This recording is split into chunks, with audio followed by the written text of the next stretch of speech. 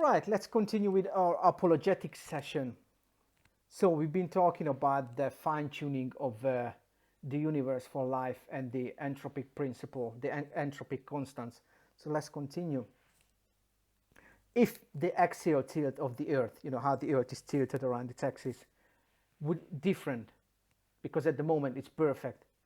Even if it was minimally different, the the temperature on the planet would be too extreme. And I seem to remember that I watched this documentary on Discovery or something about the Mars, that they reckon that Mars did have water, but the problem there is no water anymore. It has to do with its axial tilt. It's too unstable around its axial tilt, and it keeps wobbling. That's why it's not. That's why the planet is not able to support life. It's not even able to hold on to its water. If we'd have more lightning, then there would be more wildfires. There would be more fires breaking out. If it was less, then there is something called nitrogen fixation. Nitrogen fixation is that the lightning in the air breaks apart the nitrogen in the atmosphere, and the plants are able to utilize it. And that's fascinating to me, to say that if there were no lightning in the air, in the atmosphere, then the plants wouldn't be able to utilize the nitrogen, and we pretty much would die. If there would be more seismic activities, i.e. Earthquakes, then we would lose more life. If it was less, then, and this is mind-blowing to me, then the nutrients from the bottom of the ocean wouldn't be put back into the continents by tectonic movements. So imagine as you have the nutrients on the bottom of the ocean, and as the tectonic plates are moving about, it sort of rotates back into the top of the tectonic plates, into the soil, so the plants are able to absorb the nutrients. So as you can see, even earthquakes are useful. Who would have thought? And there's this astrophysicist called Hugh Ross, and he actually calculated the chance of a planet to be able to form, taking these entropic constants into consideration. And the moment this book, where I'm taking the information from, at that time it was 122 that they knew of. So the chances are 1 chance in 10 to the 38th power, which means it's 38 zeros after 10.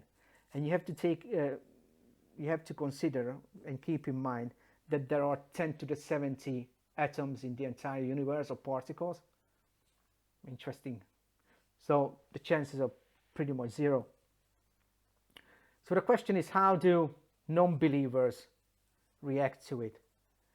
And some of them do admit that there should be some sort of desire. There was a non-believer called Fred Hoyle, and he said that this non-belief was shaken when he learned about these entropic principle, this entropic constant, when he learned about the entropic principle and how complex life is. And he came to the conclusion that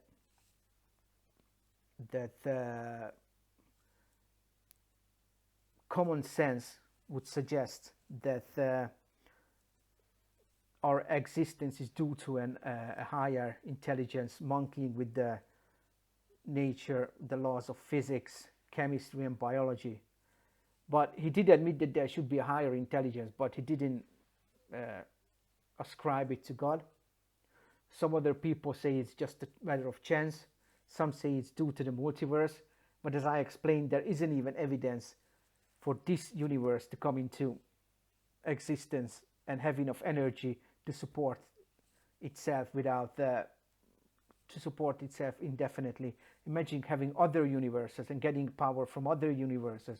That's just, people just don't want to have a God, which makes sense in a sense, because as I explained it, scientism is a real thing. Scientists are the high priests of today, and for any scientist to come out from the closet and say that they are Christians, they would have to face ridicule, they would have to face losing their jobs and it's happened here in Britain actually, that somebody was doing their PhD and they lost their lab space once they found out that he was a Christian. I mean, Richard Dawkins said that believers should be ridiculed, that they should be the bottom of the food chains, that they are pretty much bottom feeders,